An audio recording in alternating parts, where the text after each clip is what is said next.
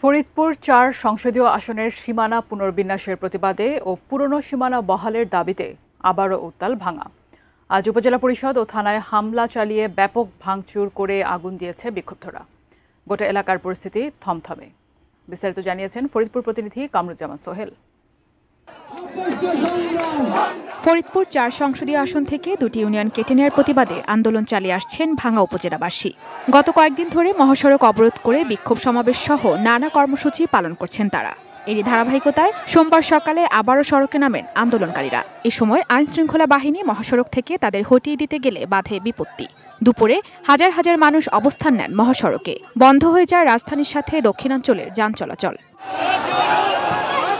বেলা ১:৩০টার দিকে বিক্ষুব্ধ জনতা ভাঙা উপজেলা পরিষদে হামলা চালায়। এ সময় তারা নির্বাচন কার্যালয়, অফিসার্স ক্লাব সহ বিভিন্ন দপ্তর ভাঙচুর করে এবং আগুন ধরিয়ে দেয়। পরে ভাঙা থানায়ও হামলা চালায় তারা। ভাঙচুর করে ৫টি গাড়ি ও কয়েকটি মোটরসাইকেল। আন্দোলনকারীরা জানান, দাবি পূরণ না হওয়া পর্যন্ত তারা আন্দোলন চালিয়ে যাবেন।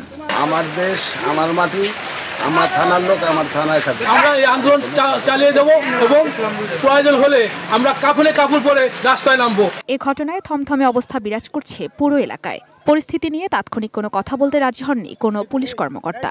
আমরা এখানে খুব সুস্থভাবে সবাই ছিলাম। তারা লোকাল থানার ওদিক থেকে আসার পরে হঠাৎ করে ২-৩ লোক প্রথম দৌড় দেওয়ার পরে তারপরে শত শত লোক একসাথে চলে আসলো। বাথরুমে কিছু লোক লুকিয়েছিলাম আর কিছু কনস্টেবল অফিসারদের আমরা বের করতে সক্ষম হয়েছিলাম। গত ৪ আগস্ট ফরিদপুর ৪ আসনের ভাঙার আলগি ও হামিদ ইউনিয়নকে পাশের ফরিদপুর ২ আসনে সংযুক্ত করে গেজেট প্রকাশ করে নির্বাচন কমিশন।